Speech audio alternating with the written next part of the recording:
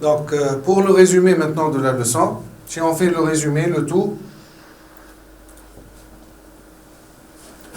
Donc, la transmission avec transformation de mouvement. Lorsqu'on dit transformer un mouvement de rotation en mouvement de translation, et réciproquement si c'est possible, on a 4 systèmes essentiellement pour la transformation de mouvement, à savoir le système vis-écrou, le système bielle-manivelle ou excentrique et bielle, le système cam et système pignon-crémaillère. Donc, un à un, le système vis-écrou rapidement, pour calculer la course, C est égal à N fois P. N c'est le nombre de tours, P c'est le pas. Attention, le pas réel, le nombre de filets fois le pas apparent. Donc, on a le cas où la vis est à plusieurs filets, donc nombre de filets fois le pas apparent. La vitesse linéaire de translation V est égale à la vitesse de rotation grand N fois le pas. Donc, c'est le système vis-écrou.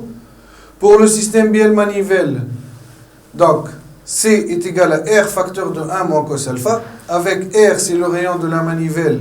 Alpha, l'angle de rotation effectué par la manivelle en radian. Donc ça, c'est une formule dans le cas général. Sinon, pour calculer la course maximale, donc la course maximale est égale à 2 fois R pour le système bielle-manivelle, ou bien 2 fois E.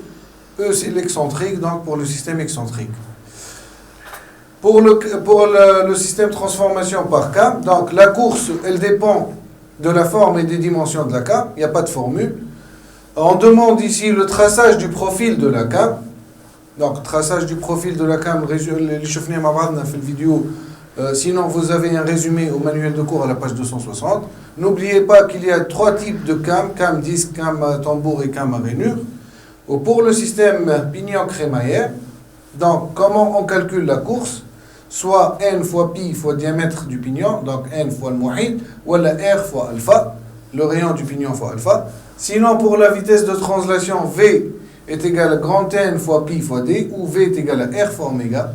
Et comment on calcule le nombre de dents de la crémaillère par la formule nombre de tours fois nombre de dents du pignon, ou le nombre de dents de la crémaillère égale course sur le pas.